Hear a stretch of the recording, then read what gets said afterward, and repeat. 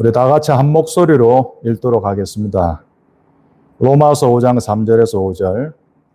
다만 이뿐 아니라 우리가 환난 중에도 즐거워하나니 이는 환난은 인내를, 인내는 연단을, 연단은 소망을 이루는 줄 알미로다.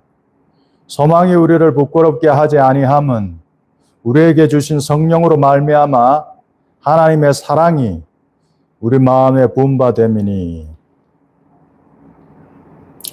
오늘은 고난이라는 주제에 대해서 조금 함께 말씀을 나눠보려고 합니다. 우리 인생의 고난과 고통을 우리가 피할 수 있겠습니까, 여러분? 제가 지난 전임 사역 한 10년 할 때에 제 교구 권사님 중에 한 분하고 대화를 하다가 그분이 그렇게 말씀하시더라고요. 자기는 자기 삶을 되돌이켜 볼 때 참으로 순탄했었다. 별 어려움이 없이 여기까지 살아온 것 같다. 저는 그 말을 들을 때 참 인상적이었습니다. 인상적이었고 놀라웠어요. 와, 이런 삶도 있구나. 항상 예외는 있으니까요. 저는 그런 예외적인 삶 존중하고 인정합니다. 그런 삶이 있을 수 있어요. 평생 고난을 모르고 사는 사람도 있겠죠. 그런데 이제 저 삶을 되돌이켜 보면 나의 삶은 그러지 못했다. 나의 인생을 돌이켜보면 고난의 홍수였다. 총체적 고난이었다. 매번 새롭고 창의적인 고난이었다. 고난을 그렇게 많이 겪은 것 같은데도 매 순간 고난이 새롭고 왜 이리도 고난에 익숙해지지 못하는지 그런 의문들이 제 속에 있었습니다. 근데 이제 그러다 문득 생각해 봤죠. 그럼 성경은 고난에 대해서 뭐라 이야기하나? 성경의 많은 인물들을 떠올려 보니까 그분들도 대부분 고난을 많이 받으셨더라고요. 여러분 잘 아는 요셉, 사도 바울, 다윗, 아둘람 쫓겨다녔고 12제자들 다 순교했고 예수님, 나만 겪은 건 아니었고 신앙의 많은 위대한 인물들도 다 고난을 거쳤더라고요. 그래서 조금 위로는 되긴 했었습니다. 아, 이게 내만 겪는 건 아니었구나. 그래서 여러분 인생에 있어서 고난은 어느 정도로 우리에게 오는 걸까요? 어느 정도로 우리의 인생을 채울까요? 그걸 딱 수치적으로 몇 프로 이렇게 할 수는 없겠지만 우리가 자연을 보면 자연계에는 하나님의 지혜가 숨겨져 있잖아요. 그 자연을 유심히 살펴보면 우리가 힌트를 얻을 수 있는 것 같아요. 항상 낮입니까, 여러분? 그러지 않죠? 낮이 12시간 있다 보면 이제 밤이 되죠. 12시간 밤이죠. 항상 봄입니까? 아니죠. 또 3개월은 여름이 되죠. 그럼 항상 여름입니까? 아니죠. 또 좋은 가을이 오죠. 그러다 또 겨울이 또 오죠. 항상 밀물만 옵니까? 아니죠. 바다가 밀려올 때도 있지만 빠져나갈 때도 있다니까요. 우리 인간의 신체 리듬도 그렇죠. 항상 신체적으로 컨디션이 아주 좋을 때가 있지만 365일 하루 24시간 내내 좋을 수는 없잖아요. 또 떨어지기도 합니다. 올라갔다 내려갔다 하죠. 이거를 수치적으로 딱 50% 그러면 반은 고난이고 반은 축복이 이런 말이 아니라 고난은 그렇게 우리 인생 가운데 밀려왔다 쓸려갔다 이렇게 반복적으로 다가온다는 것이에요, 여러분. 그래서 여러분들의 삶을 한번 되돌이켜 보세요. 고난이 우리 삶 속에 많지 않았던가요? 너무 많아서 이제는 친근해, 친구처럼 느껴지기도 합니다. 너무 자주 고난을 보니까. 그래서 오늘 로마서 5장 3절 5절은 사도 바울의 고백입니다. 고백인데 여러분, 이분이 어떤 분이에요, 여러분? 영적 거장이에요, 영적 거장. 그의 고백이 성경이 되었어요. 그죠? 그러니까 그는 우리하고 수준이 같은 사람이 아닙니다. 이 고난이라는 주제에 대해서 오늘 로마서 5장에서 말씀하고 있지만 이걸 우리 수준에서 해석할 수도 있지만 사도 바울은 전혀 다른 경제와 차원에서 고난에 대해서 풀어내고 있습니다, 지금. 죽음 같은 무수한 고난을 의연하게 통과해냈던 사도 바울이 이제 나이가 어느 정도 들어서 이 로마서를 쓸 때에 그 높은 경지에 서서 우리들에게 촉구하고 도전하고 있는 것이에요. 이 경지로 올라오라. 너도 이겨내라. 그렇게 외치고 있는 거예요. 그래서 오늘은 이 구절들을 조금 살펴보면서 도대체 사도 바울이 우리에게 말하고자 하는 고난을 어떻게 통과되었으면 하는 건지, 영적 거장이 우리들에게 어떤 멘토링을 하고 있는지 오늘 조금 살펴보려고 하는 것이에요. 그래서 고난에 대해서 여러분, 우리들은 어떻게 반응합니까? 고난은 사실 많은 사람들을 망쳤습니다. 그건 사실이에요. 그죠? 고난 때문에 예를 들어 가난 슬럼가에 태어난 사람 중에 많은 사람들이 범죄자가 되었죠. 조폭 깡패가 되었죠. 그러나 여러분, 또한 그 동일한 고난 때문에 많은 사람들이 위대해지기도 했습니다. 여러분, 수많은 위인전기의 주인공들, 성공신화의 주인공들, 동화책의 주인공들, 공직 파직까지 어떻습니까? 그 동일한 고난이 누군가는 위대하게 만들어낸단 말이죠. 그럼 우리들은 어느 지점에 서 있습니까? 우리들은 고난 앞에서 분명한 이런 양극단보다는 그 중간에 어느 어중충충한 지점에서 우리는 스탠스를 잡으면서 고난에 대처하고 있습니다. 대표적으로 무엇이에요? 고난이 올 때 우리들은 도망갑니다. 고난이 오면 회피한단 말이죠. 전형적인 반응이죠. 우리 몸의 즉각적인 반응이 맞습니다. 무의식적인 반응이에요. 바늘을 우리 몸에 찌르려고 해보세요. 내 신경보다 더 내 몸이 먼저 빨리 반응합니다. 그 고통을 피하려고. 그것이 인간의 거의 무의식적 수준의 고통을 대처하는 인간의 전형적인 태도예요. 그래서 고난으로부터 회피하려고 한다. 이건 인간의 당연한 어떤 그런 것 같아요. 그런데 그 회피라는 것은 손쉬운 선택이에요.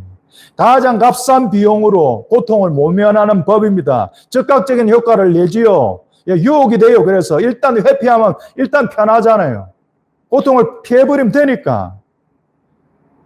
그러나 여러분, 저도 제 인생을 돌이켜보면 회피하면 그 회피했던 게 다시 어느 순간 인터벌을 두고 다시 내 앞에 돌아오더라고요. 10년이든 20년 후에 다시 그 고난은 다시 내 앞에 딱 서 있더라고요.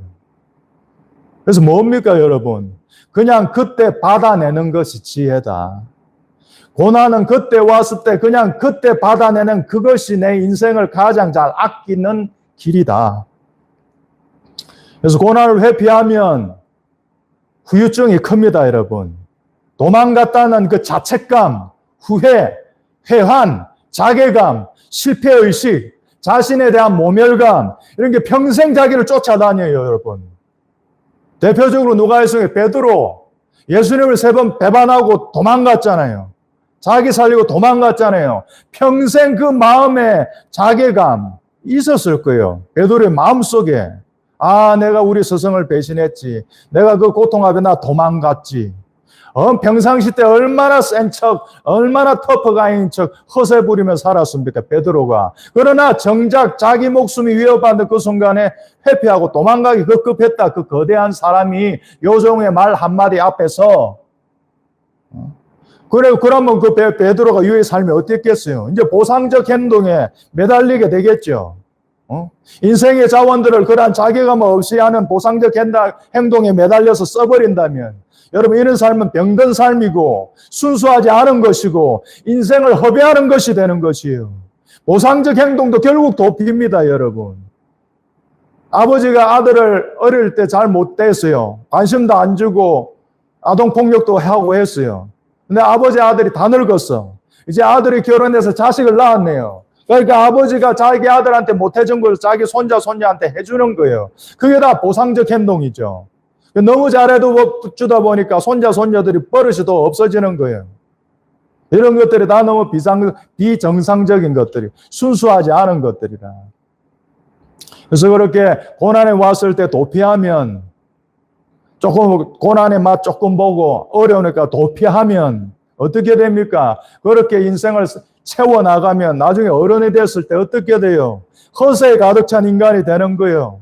나 때는 말이야 고난 이런 거야 하면서 온갖 허세를 다 떨지만 정말 가짜들이 영양가 없는 거짓 인생 철학들을 말하는 사람들이 되는 것입니다. 빈수레가 요란한 것이에요.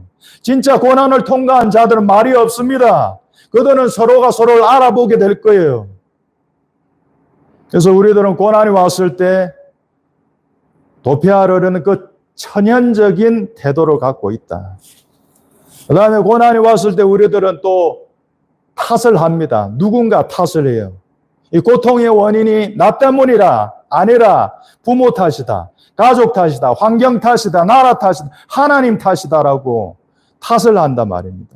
내가 왜 이런 집안, 이런 부모 밑에서 태어났을까? 금수저로 못 태어나고, 이 지지로도 못 배운 가난한 집안, 이 화목하지도 못한 집안, 이혼한 집안, 왜 나는 이렇게 고아로 태어났을까? 고난 속에서 탓을 할 수 있겠죠. 요셉도 탓을 할 수 있었겠죠. 왜 11형이 자기를 인신매매해서 애굽으로 팔려갔을까? 형들, 그 형들을 날마다 원망하면서 평생 삶을 깔아먹으면서 살아갈 수도 있었겠지요. 그러나 요셉은 그러한 선택을 하지 않습니다. 부모를 비난하고 환경을 탓하고 신을 원망하고 남 탓을 한들 결국 내 인생만 깔아먹는 것이라고 여러분. 그래서 남 탓한다는 그것은 도피입니다. 도피의 또 다른 이름이에요. 탓하면 나의 책임에서는 노예가 지는 것 같으니까. 그러나 여러분 인생이 여러분들의 것이에요. 여러분들이 선택하고 여러분들이 책임지는 거예요. 그것이 어른이 되는 길입니다. 어릴 때는 부모님이 다 커버해줘요. 여러분 어릴 때는. 그러나 성인이 되면 그렇지 않습니다. 남 탓을 하는 것도 정도가 있는 거예요. 남 탓만 하는 동안 네 인생 계속 허비되는 중이다. 그렇게 네 인생을 버리려고 하나. 이제는 너 인생을 살아라. 그렇게 주님은 말씀하시는 거예요. 그 다음에 고난이 오면은 고난에 완전히 눌려서 뚜레되지 못하고 짓이겨져 버리는 사람들이 있습니다. 이런 사람들은 자신의 내면이 새카맣게 타버려요. 저도 전임 마지막 교회 그 시절에 그 교구목 그 권사님 한 분 계셨는데 아주 조용하셨던 분이 아주 조용하고 화도 잘 안 내고 남편이 엄청 속을 썩였어요. 그러니까 그분이 좀 젊은 나이인데 나중에 병원 왔는데 암이 생겨버린 거예요. 고난이 올 때, 어려움이 올 때 자기가 그냥 다 받아 안으니까 육체의 병이 생겨버리는 거예요. 우울증이 생길 수도 있고 정신병이 생길 수도 있고 암이 될 수도 있고 폭식을 할 수 있고 극단적인 선택을 할 수도 있지. 자기를 망치게 되는 거예요. 자기의 몸으로 다 받아내는 사람, 특별히 내성적인 사람들, 병에 걸립니다. 여러분 이렇게 우리가 고난에 잘못 반응하면 후유증들이 너무 크죠. 그런데 저는 의문이 있었어요. 그럼에도 불구하고 왜 하나님이 이런 고난을 우리 그리스도인 삶 가운데 허용하시나? 도대체 왜? 우리 인생 가운데 하나는 고난을 왜 허용하시는가? 라고 했을 때 제가 가장 최근에 이제 깨달은 게 하나 있습니다. 그래서 뭐냐 하면 하나님께서 왜 우리에게 고난을 그리도 허락하실까? 그러니까 하나님은 우리에 대한 엄청난 기대가 있다는 것을 저는 알았어요. 그러니까 하나님은 우리를 너무너무 우리 자신이 우리를 믿는 것보다 더 우리를 믿으신다. 아니야 윤희라 너 잘 해낼 거야. 아니야 아들아 너 잘 해낼 거야. 한번 이 고난을 버텨봐. 넌 할 수 있어. 해낼 거야 하는 하나님의 우리에 대한 엄청난 긍정의 기대가 있다는 거. 그리고 여러분 그건 뭡니까 그건? 바로 사랑이에요. 사랑의 안목이라고요.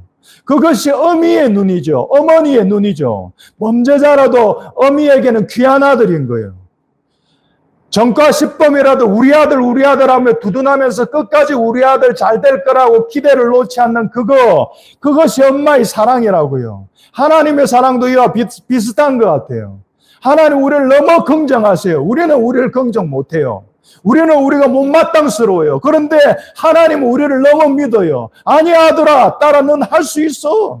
넌 해낼 수 있을 거야.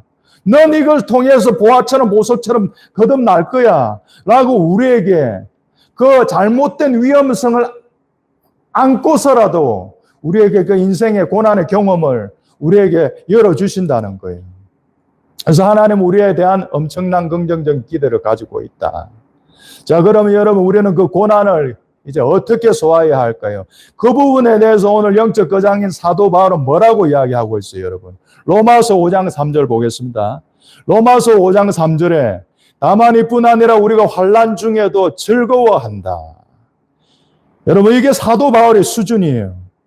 환란이 올 때 즐거워한다, 의기양양한다, 주눅들지 않는다, 영광스러워한다, 고난의 본질을 꿰뚫어 본다. 그것을 잘 통과하면 나는 어떠한 엄청난 사람이 되리라는 것을 이미 너무나 잘 알고 있기 때문에 고난이 왔을 때 그 엄청난 높이 위에서 고난을 평정하면서 꿰뚫어 보면서 의기양양하게 받아들이는 영적인 높은 수준으로 사도 바울은 우리들을 이끌고 있는 것이에요, 지금. 그러나 이것이 단번에 되는 것은 아닙니다. 사도 바울은 엄청난 고난을 통과했던 사람이었고, 우리들은 다 초짜들이잖아요. 신앙의 영적인 초짜들이잖아요. 아직은 어린아이 같잖아요. 그래서 사도 바울은 자기처럼 환란이 올 때 즐거워할 수 있는 수준이 되려면 이러이러한 과정을 거쳐야 된다라고 우리가 계속해서 말씀하고 있습니다. 로마서 5장 3절 보면 이렇게 말씀합니다. 이는 환란은 인내를 낸다. 또 여러분 인생 가운데 환란이 찾아왔을 때 어떻게 반응하라고요? 인내하라. 수용하라. 받아들여라. 뭡니까? 한 번 승리해내라. 한 번 소화해내라. 한 번 이겨내라. 그 한 번, 그것이 여러분 그리도 중요한 이유는 그 한 번이 선순환을 놓고 그 한 번에 이루어내지 못하면 악순환을 우리에게 놓기 때문이에요. 그래서 고난을 인내해내고 승리해내고 소화해내는 우리 다음 세대 여러분들 다 되시길 바라요. 고난을 잘 반응하고 잘 소화해야 됩니다. 도망가서는 안 됩니다. 버텨내야 해요. 이 한 번의 승리를 반드시 이루어내야 합니다. 지름길은 없습니다. 기독교는 피와 땀과 눈물의 종교고 십자가의 종교입니다. 십자가를 피할 길은 없습니다. 십자가의 피할 지름길이 있다고 말하는 것은 다 이단 사설들이에요, 여러분. 그것이 이단이에요. 십자가의 고통을 없이 하는 그것은 이단이란 말입니다. 그래서 여러분 삶 가운데 고난이 왔을 때 한 번의 인내로 한 번의 승리를 반드시 이루어내시길 바라요. 그런데 여러분 그것이 끝입니까? 아니죠. 아까 뭐라 했습니까? 밀물과 썰물이라고요. 고난이 밀려올 때 잘 해석해내면 또 썰물은 사라졌죠. 그럼 또 20대는 20대 고난이 또 있어요. 30대 때는 30대의 고난이 있고 40대 때는 40대 때의 고난이 있고 50대 때는 50대 때의 고난이 있다고요. 한 번 이겨내도 고난은 밀물처럼 또 우리 인생 가운데 찾아옵니다. 한 번, 두 번, 세 번 계속 올 때 어떻게 된다고요? 이 계속 오는 고난들을 계속 잘 소화해내야 한다. 그럴 때에 이 지점에서 연단이라는 것이 생긴다는 거예요, 여러분. 로마서 5장 4절 보면 인내가 지속될 때 그 결과로 연단, 캐릭터, 연단이 네 내면에 형성된다라고 사도 바울이 이야기하고 있습니다. 매 순간마다 잘 소화해내면, 잘 받아내고 잘 이겨내면 지속적 승리를 이루어내고 승리에 쌓아가면 너의 내면은 변하고 네 내면에 없던 새로운 캐릭터가 생기고 새로운 본성, 새로운 품격을 갖추게 될 것이다. 후천적으로 형성된 이겨내는 성품, 고난에 대한 일관된 반응을 보이는 지속적인 법칙, 경향성이 너의 내면의 인격 속에 형성될 것인데 그것의 이름이 바로 연단이라는 것이에요, 여러분. 그 사도 바울은 이 과정을 다 거쳤던 거예요. 환난을 인내했더니 또 고난 또 오고 그걸 무수하게 겪어낼 때 사도 바울의 마음속에 연단이라는 성품이 형성되는 것을 그가 깨달았던 것이에요. 그래서 로마서에서 그렇게 자기도 우리에게 권유하고 있는 거예요. 네 내면 속에 이 연단을 형성해라. 그래서 여러분 이런 연단을 형성한 사람은 새로운 품격을 갖추게 됩니다. 고난을 잘 소화해낸 이런 사람들은 독특한 그 인생의 바이브가 형성돼요. 그 무엇입니까, 여러분? 저는 그게 깊이인 것 같아요. 깊이에서 오는 울림, 깊이에서 오는 야성, 깊이에서 오는 그 음색, 그 인간의 깊은 깊이, 그것이 있단 말이에요, 여러분. 시편 119편 71절에 이렇게 이야기되어 있습니다. 고난당한 것이 내게 유익이라. 이로 말미암아 내가 주의 율례를 배우게 되었나이다. 고난을 잘 통과했다만 어떻게 됐다고요? 뭔가 배움이 있게 됐다고요. 그 영혼에, 그 마음에 어떤 깨달음이 생겼다고요. 그 존재적 깨달음이 생겼다고. 그 사람 깊어진 거예요.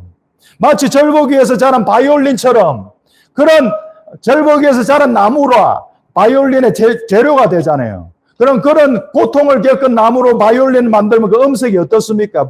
바이올린의 음색이 정말 깊은 울림이 있습니다. 그 야성이 있어요. 깨우는 음색이라고요. 흉내 낼 수 없어요. 코스프레 연기로 되는 것이 아니에요. 그 존재 자체에서 우러나는 그 깊이에서 우러나오는 그 음색. 그 바이올린 같은 그 떨리는 그 음색. 고난을 모르고 삶을 편안하게 살아온 사람들의 그 바이브는 이러지 않습니다. 그들은 낙천적이고 평안하죠. 온실 속의 화천처럼 편안합니다. 그런 사람을 만나면 마음이 편안하고 아름다워요. 편하고 좋은데 나쁘다는 건 아니지만 뭔가 뭐랄까 울림이 없다. 누가 더 낫다 그런 건 아니에요. 각자의 쓰임새가 있으니까요. 그러나 여러분들이 여러분 인생 가운데 자신의 고난이 많다, 남들보다 고난이 많다라고 생각하신다면, 당신은 정말 그 기간에 내면을 잘 만들어 나간다면, 이런 음색을 갖춘, 이런 깊이를 갖춘, 남들이 흉내낼 수 없는 그런 울림을 가진 인간으로 형성되게 될 것이에요. 그 기회를 여러분 탓과 도피함으로 제발 놓치지 마시길 바래요. 그래서 고난을 잘 통과하면 그 깊이에서 오는 바이브가 생겨요. 그리고 또한 고난을 잘 통과하면 우리 내면에 또 하나가 형성돼요. 유연함이에요. 유연함. 이게 어쩜 가장 큰 것 같아요, 여러분. 깨어지고 부드러워지고 넓어진 것이에요. 혹자는 그래 말할 수 있을 거예요. 에게 겨우 그 정도예요. 고난 겪고 겨우 그 정도. 아니라니까 여러분 이게 가장 큰 베이스 같은 거예요. 왜냐하면 큰 태도의 변화거든요. 깨어지고 부드러워지고 넓어지고 흡수력이 최강이 되었어요. 엄청난 변화가 된 거예요. 이 정도면 이제 뭘 해도 다 돼요, 이제. 수용성이 큰 사람이 된 거예요. 본인이 제한만 하지 않는다면 끊임없이 넓어질 수 있는 기본 마음의 소양이 그 고난을 통해서 형성된 것입니다. 이것이 바로 히브리서에서 말하는 순종의 마음이에요. 히브리서 5장 8절. 그가 아들이시면서도 받으신 고난으로 순종함을 배웠다. 예수님이 고난을 잘 통과할 때 내면에 순종하는 마음이 생겼답니다. 여러분, 순종이라는 것은 내 자아가 세면, 내 생각이 세면 순종은 안 돼요. 누가 내한테 이거 해라 하면 내 자아가 판단하래. 이건 잘못됐나 안 해. 그래 나온단 말입니다. 근데 예수님은 어떻게 했다고요? 부당하게 보이죠. 하나님 죽어라. 이제 십자가에서 죽어라고 할 때 예수님이 자아가 살아있으면 십자가를 못 지지요. 하나님 잘못된 판단이면 왜 내가 죽어야 해요? 이렇게 나오겠죠. 그러나 예수님은 어린 양처럼 죽음의 순종의 자리로 나갈 수 있었던 것은 예수님도 평생의 고난을 잘 소화함으로써 그 마음속에 순종의 마음, 유연한 마음, 깨어지고 부드러워진 넓어진 겸손한 마음이 형성되었기 때문에 이 순종들을 해나갈 수 있었던 것이에요. 여러분, 순종이 안 되시는 분들, 이게 안 돼서 그런 거예요. 내 자아가 아직도 살아있어서 그런 거예요. 고난을 통과할 때 이 자아가 박살이 난단 말입니다. 그래서 이런 유연함이 있다면, 고난을 통과해내고 잘 소화해내 이런 마음이 형성된다면 당신은 어른이 된 것이에요. 당신은 성숙한 것이요. 나이만 먹었다고 어른이 되는 것은 아닙니다. 이 과정을 잘 겪어낸 사람들만 진짜 어른들이에요. 시간이 기계적으로 흘러간다고 저절로 이 경제 이루지도 않아요. 거짓이에요. 사기치는 거예요. 어쩌면 젊은 세대, MZ세대들은 그런 진짜 백의 어른들 지금 이 시간도 찾고 있는지 모릅니다. 우리가 그런 어른들이 되어야 된다고요. 그래서 그들이 방황하면서 혼란스러워하면서 우리에게 찾아올 때 우리가 인생의 어떤 지도들, 멘토링 할 수 있어야죠. 그래서 저는 이제 이 고난의 주제를 묵상하면서 이 근본적인 의문이 하나 든 것이 있었어요. 그건 뭐냐 하면은 왜 똑같은 고난을 인간이 당하는데 왜 누구는 좋은 선택을 해서 위인이 되고 강해지는 쪽으로 가고 왜 누구는 고난 앞에서 타들어가고 망가져서 조폭이 되고 깡패가 되고 범죄자가 밤사회적 인물이 되느냐. 도대체 이 차이, 이 인간의 질의 차이를 내는 건 도대체 우리 속에 뭐냐? 저는 이것이 너무 궁금했어요. 근데 요번에 이제 이 말씀 구절을 보다 보니까 사도 바울이 힌트를 넣어놨더라고요. 그래서 오늘 이제 이 부분을 나누려고 하는데, 로마서 5장 4절 보면 사도 바울이 이렇게 말했습니다. 연단은 소망을 이룬다. 독특하죠, 여러분? 왜 고난을 이야기하는데 왜 갑자기 소망이라는 단어가 나올까? 그러나 분명히 사도 바울은 우리보다 먼저 수만 번의 고난을 거쳐갔던 영적 거장으로서 고난의 프로세스에서 어떤 일들이 일어나는지를 아는 사람으로서 지금 소망을 우리에게 이야기하고 있어요. 소망. 그래서 여러분, 이 소망이라는 것은 뭐에 대한 소망이에요? 소망을 다른 말로 희망, 기대, 믿음 이런 말로 표현할 수 있겠죠. 무엇에 대한 소망을 말하고 있는 거예요? 그것은 여러분, 세상에 대한 소망이에요. 세상에 대한 믿음, 인간에 대한 믿음, 자기 자신에 대한 믿음, 이것이에요. 여러분, 세상을 우리가 믿는다면, 자기 자신을 믿는다면 이 믿음은 결국 세상을 만든, 자신을 만든 하나님에게까지 그 믿음이 뻗어나가게 되어 있어요. 그래서 그 믿음이 신랄같이 약해도 상관없습니다, 여러분. 있기만 하면 돼요. 있고 없고의 차이가 너무 큰 거예요. 만약 이 기대, 이 소망이 비록 약할지라도 있다면 그 고난을 그 사람은 버텨낼 수 있을 거예요. 그래서 세상과 자신에 대한 소망, 이것을 가진다는 거, 이것이 너무 중요합니다. 세상과 자신에 대한 소망을 놓아버린다면 어떻게 될까요, 여러분? 세상은 못 갔네. 세상은 뭐래도 안 변해. 세상은 비정해.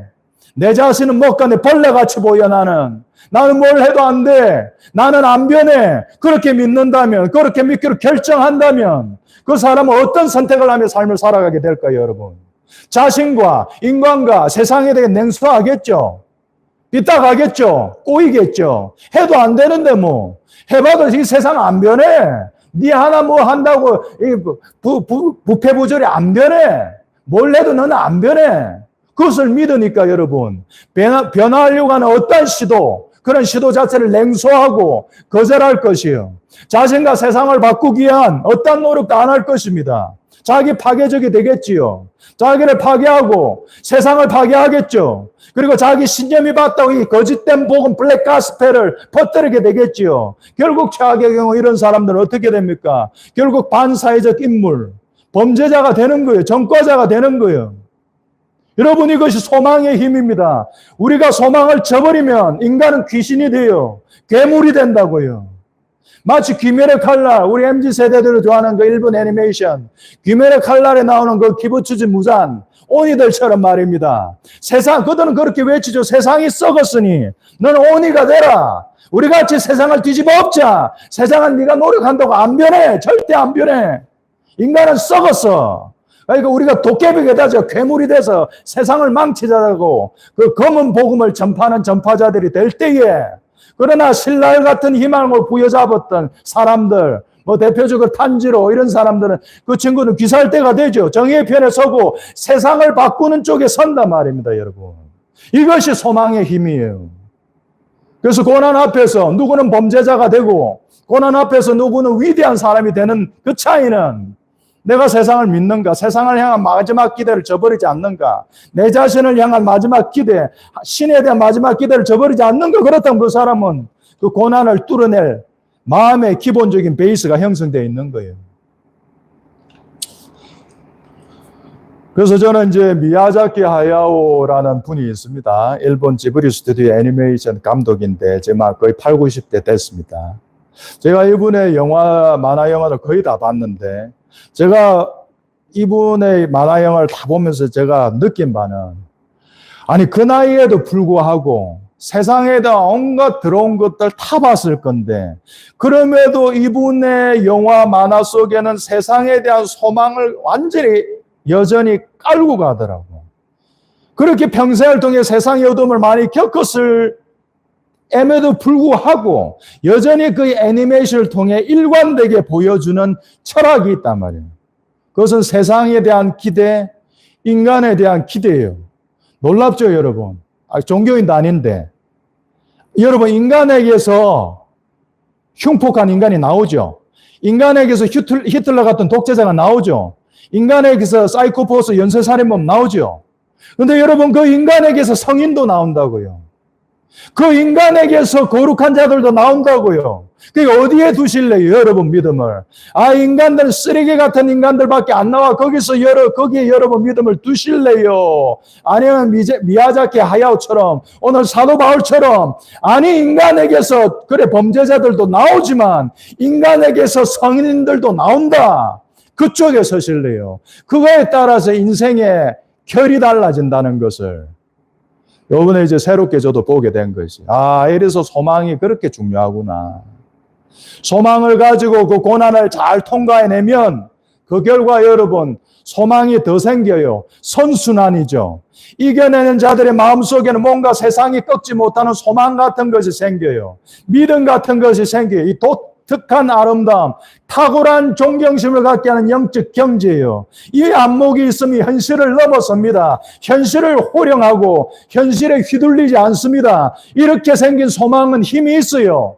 현실 안에는 현실화시켜내는 힘이 있단 말입니다. 로마서 5장 5절에 소망이 우리를 부끄럽게 하지 아니함은 이렇게 말했어요.